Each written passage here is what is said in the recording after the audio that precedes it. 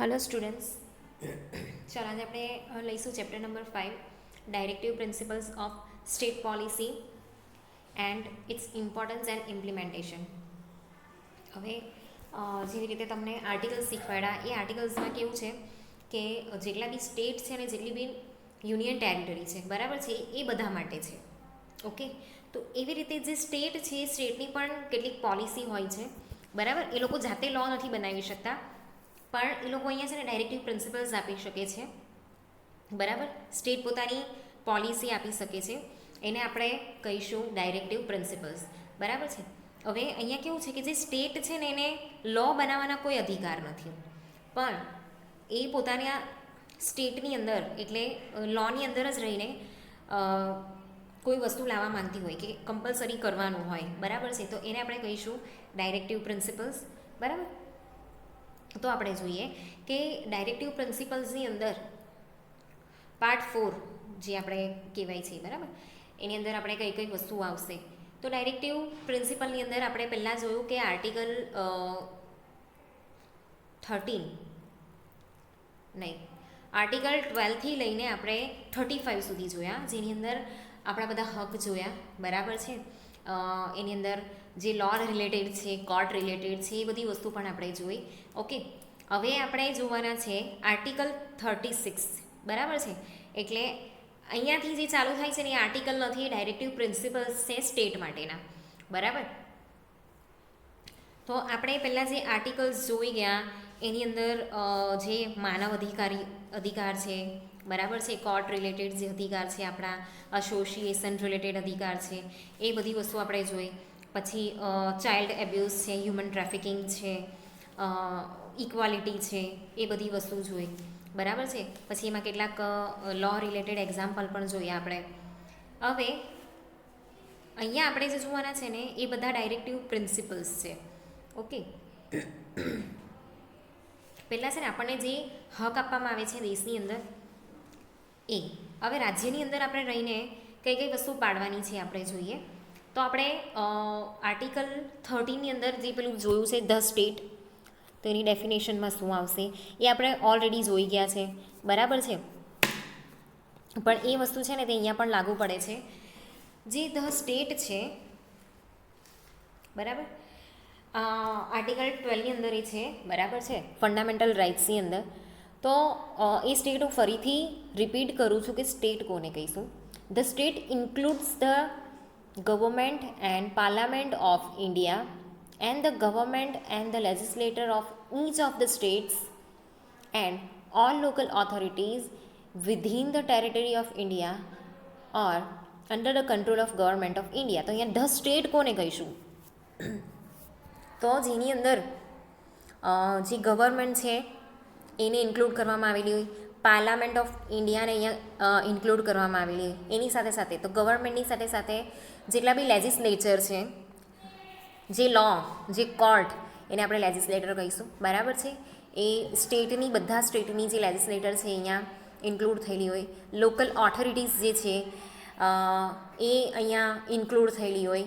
એ તો ઇન્ડિયાની અંદર એની જેટલી બી ટેરિટરી છે એની અંદર આ બધી વસ્તુ જે ઇન્ક્લુડ થાય છે, જેના પર ટોટલ કંટ્રોલ કોનો છે, એ ગવર્મેન્ટ ઓફ ઇન્ડિયાનો, એને આપણે સ્ટેટ કહીશું બરાબર છે. તો આનો મિનિંગ આપણે જે આ પાર્ટ 3 છે એમાં જોયો બરાબર છે. તો 36ની અંદર પણ ફરીથી એ જ આવે છે ધ સ્ટેટ બરાબર છે. એના પછી જે નેક્સ્ટ આવે છે 37. તો એ 37ની અંદર છે કે application of the principles contained in this part. તો એની અંદર કઈ વસ્તુ ઇન્ક્લુડ થયેલી છે. The provisions contained in this part shall not be enforceable by any court.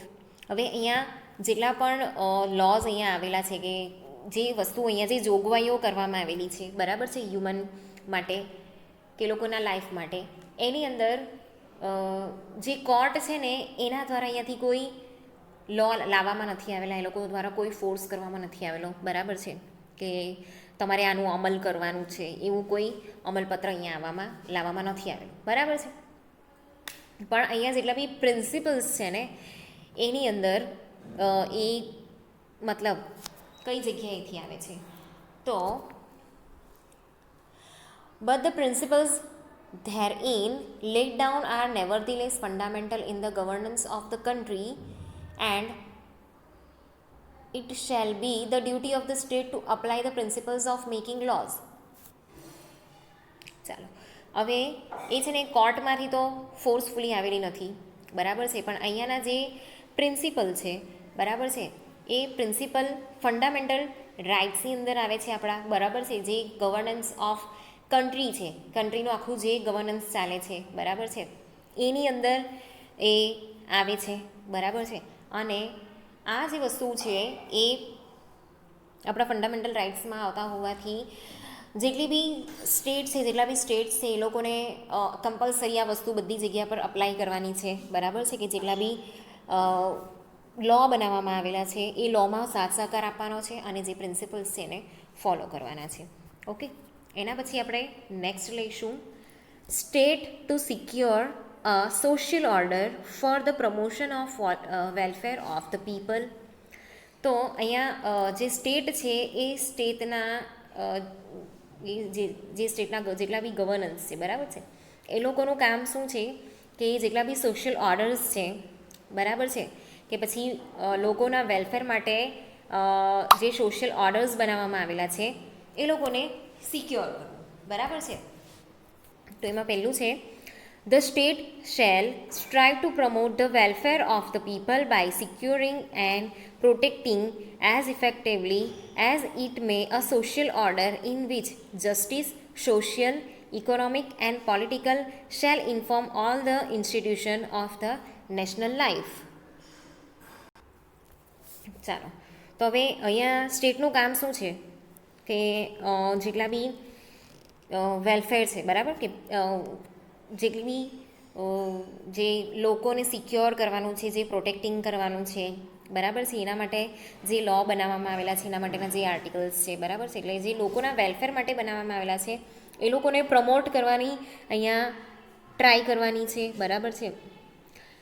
તો એ લોકો માટે લોકોની સિક્યોરિટી માટે, પ્રોટેક્ટિંગ માટે જે સોશિયલ ઓર્ડર્સ બનાવવામાં આવેલા છે, બરાબર છે, એમાં કોઈની સાથે પણ અન્યાય નહીં થાય એનું ધ્યાન રાખવાનું છે. તો એની અંદર કઈ કઈ વસ્તુઓ આવે છે? તો જસ્ટિસ આવે છે, બરાબર છે, પછી સોશિયલ વસ્તુ આવે છે, ઇકોનોમિક વસ્તુ આવે છે, પોલિટિકલ વસ્તુ આવે છે, બરાબર છે. તો રાજ્યમાં રહેતા જેટલા બી લોકો છે એ બધા માટે બધી વસ્તુ સરખી છે, બધા લો સરખા છે. ઓકે, અને એ લોકોને પ્રોટેક્ટ કરવા એ જવાબદારી કોની છે? સ્ટેટની. ઓકે, એના પછી આપણે નેક્સ્ટ જોઈશું the state shall in particular strive to minimise the inequalities in income. આમાં બીજી વસ્તુ છે કે જ્યારે પણ જે સ્ટેટ છે, બરાબર છે, એની અંદર પર્ટિક્યુલર કઈ વસ્તુ પર એ લોકો વધારે કોન્સન્ટ્રેશન કરે છે, તો ઇનઇક્વાલિટી ઓફ ઇન્કમ જ્યારે થતી હોય તો એની સામે એ લોકોએ એવું નહીં થાય એવા પ્રયત્ન અહીંયા કરવાના છે, બરાબર છે. And endeavour to eliminate inequalities in status, કે ભાઈ તું આ ક્લાસ છે, તું આ પેલા ક્લાસનો છે, તું રીચ ક્લાસનો છે, તું મિડલ ક્લાસનો છે, તું લોઅર મિડલ ક્લાસમાં આવે છે, તું પુઅરમાં આવે છે, એવી જે ક્લાસની સ્ટેટસની જે ઇનઇક્વાલિટી છે, બરાબર છે, એને અહીંયા એલિમિનેટ કરવાનું છે. એવા એ પ્રયત્ન હંમેશા એને કરવાના છે. એન્ડેવર એટલે પ્રયાસ, બરાબર છે. ફેસિલિટીઝ એન્ડ ઓપોર્ચ્યુનિટીઝ, જેટલી ફેસિલિટી આપી શકીએ બધાને જ ઇક્વલી બધાને ફેસિલિટી મળે, જેટલી પણ ઓપોર્ચ્યુનિટી મળે એ બધાને ઇક્વલી મળી રહે, બરાબર છે. Not only amongst individuals but also amongst groups of people. તો ખાલી ઇન્ડિવિજ્યુઅલ નહીં, પણ જેટલા બી લોકો છે, જેટલા બી ગ્રુપ છે, જેટલી બી કમ્યુનિટી છે, બધા વચ્ચે, બરાબર. Residing in different areas or engage in different vocation. તો જેટલા બી અલગ અલગ એરિયા છે, બરાબર છે, કે એ લોકો જ્યાં રહેતા હોય એ, કે વોકેશન, કે પછી જે ઉદ્યોગોને લગતી વસ્તુ છે, ધંધા રોજગારને લગતી વસ્તુ છે, બરાબર છે, બધી જ જગ્યા પર એ લોકોને ઇક્વલી બધું મળી રહે એવા પ્રયાસો અહીંયા આપણે કરવાના છે, બરાબર છે. એના પછી નેક્સ્ટ છે certain principle of the policy to be followed by the state. તો જે સ્ટેટ છે, બરાબર છે, અહીંયા કેટલીક પર્ટિક્યુલર ડાયરેક્ટિવ પ્રિન્સિપલ્સ જે છે, કે જે પોલિસી છે, બરાબર છે, સિક્યોરિટીને રિલેટેડ, એ બધી વસ્તુ અહીંયા આવે છે, બરાબર. તો એમાં પહેલી છે એ, that the citizen men and women equally have the right to an adequate means of livelihood. અહીંયા એડિક્વેટ એટલે પર્યાપ્ત, એ જીવી શકે એટલી બધી જ વસ્તુ એની પાસે હોવી જોઈએ. રોટી, કપડાં, મકાન, બરાબર છે, એ આપણી બેઝિક ફેસિલિટીઝની અંદર આવે છે. આપણી પાસે રહેવાનું સારું ઘર હોય, પહેરવાના પૂરતા કપડાં હોય, શિયાળામાં ઠંડી લાગે તો સ્વેટર હોવું જોઈએ, બરાબર છે, ઉનાળામાં ગરમી લાગે તો પીવાનું ઠંડુ પાણી મળી રહે, બરાબર છે, 2 ટાઈમ જમવાનું મળે, તો આ જે ખાવાનું છે એ મળે, બરાબર. જીવવા માટે ખાવાનું બહુ જરૂરી છે, તો એ મળી રહે. તો જીવવા માટે જેટલી બી વસ્તુ જરૂરી છે એ બધી વસ્તુ આપણે પૂરતા પ્રમાણમાં મળી રહે, એડિક્વેટ એટલે પર્યાપ્ત, પૂરતા પ્રમાણમાં મળી રહે, બરાબર છે, એવી અહીંયા પ્રયત્ન કરવામાં આવે છે. ઓકે.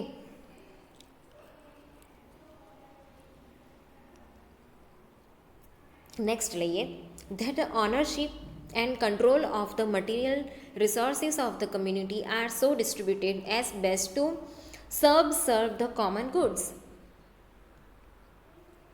અહીંયા જેટલા બી રિસોર્સિસ છે, બરાબર છે, કે જેનાથી આપણે જીવી શકીએ છીએ, બરાબર છે, જેનાથી બધા લોકો ખાઈ પી શકે છે, તો જેટલું બી મટીરિયલ છે ને બધા વચ્ચે ઇક્વલી વેચાય, બરાબર છે, અને બધાને મળી રહે એવા અહીંયા પ્રયત્ન કરવામાં આવે છે. ઇક્વલી બધાને મળી રહે એવી રીતે બધી વસ્તુ ડિસ્ટ્રીબ્યુટ થાય બધી કમ્યુનિટીની વચ્ચે, એવી રીતે અહીંયા પ્રયાસ કરવામાં આવે છે.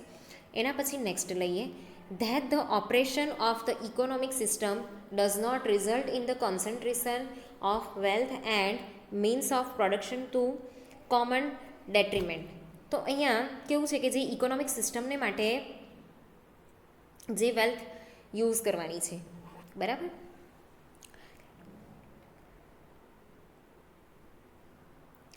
તો એના માટે જે પણ વેલ્થ યુઝ કરવાની છે એની પર કેન્દ્રીકરણ એ લોકો કરી શકે નહીં, બરાબર છે, and means of production to be common ડેટ્રીમેન્ટ.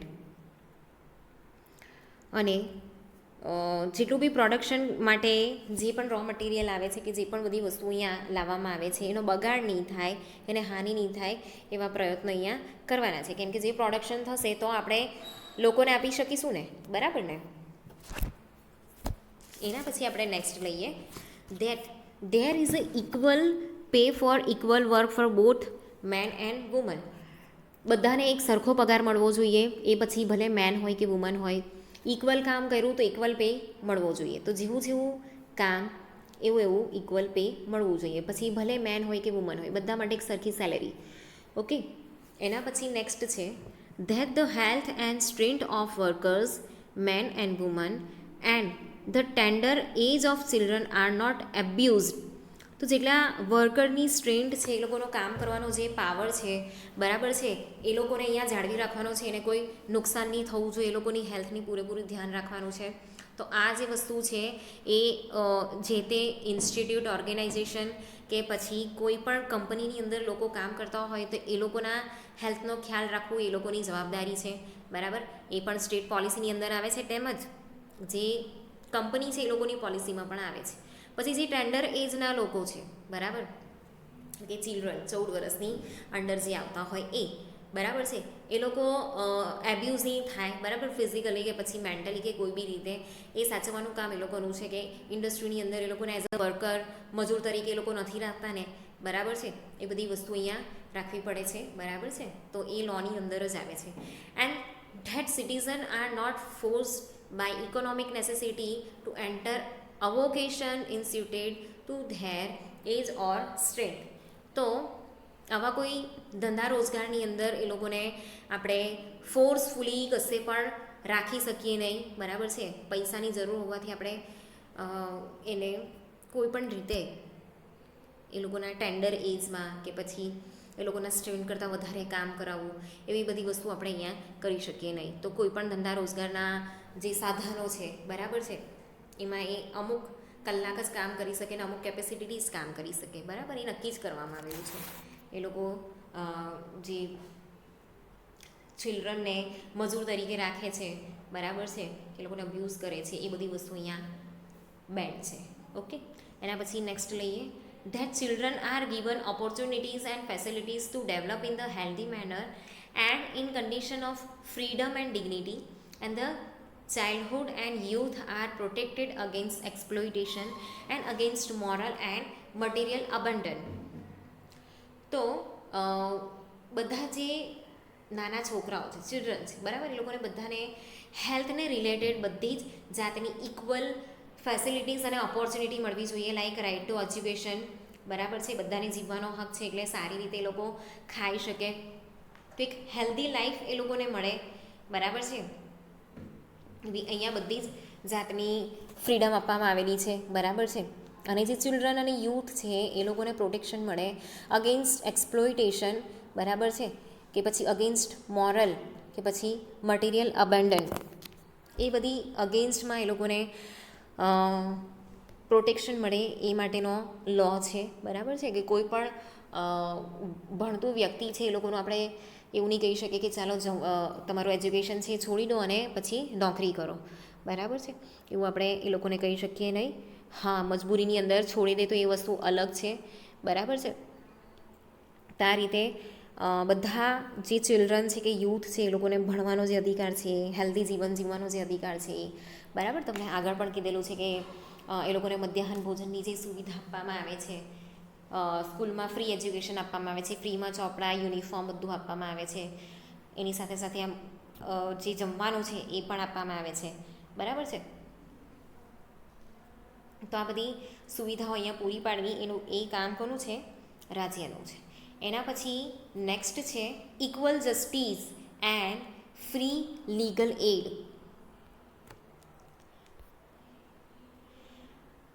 The state shall secure that the operation of the legal system promotes justice.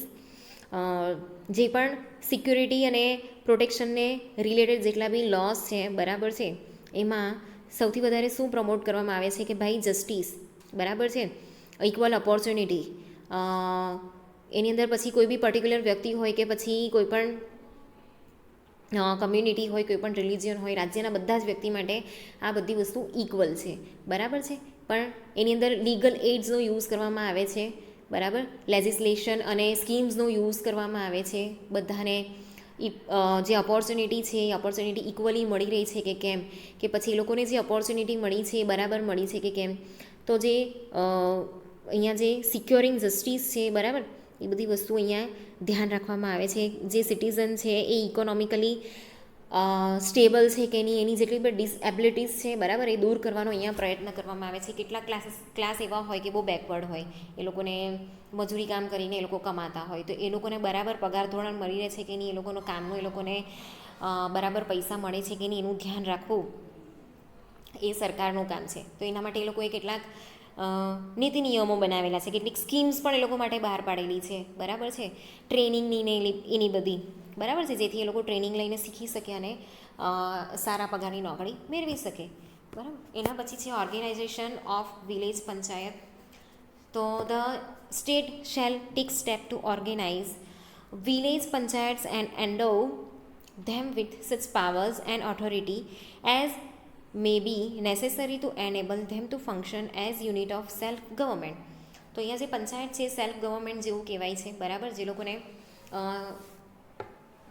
શું એન્ડ ઓવર કરવામાં આવે છે, તો કેટલાક ઓથોરિટી અને પાવર એ લોકોને એન્ડ ઓવર કરવામાં આવે છે, એટલે કે એ લોકોને આપવામાં આવે છે, બરાબર છે, જેની અંદર ગામમાં રહેતા જે લોકો છે કે ગામને એ લોકો ઓર્ગેનાઇઝ કરી શકે, બરાબર છે, કે જે લોકોની જરૂરિયાત છે એ લોકો જાતે જ પૂરી કરી શકે, બરાબર. તો આ રીતે વિલેજની અંદર પંચાયતની સ્થાપના કરવામાં આવેલી, બરાબર છે.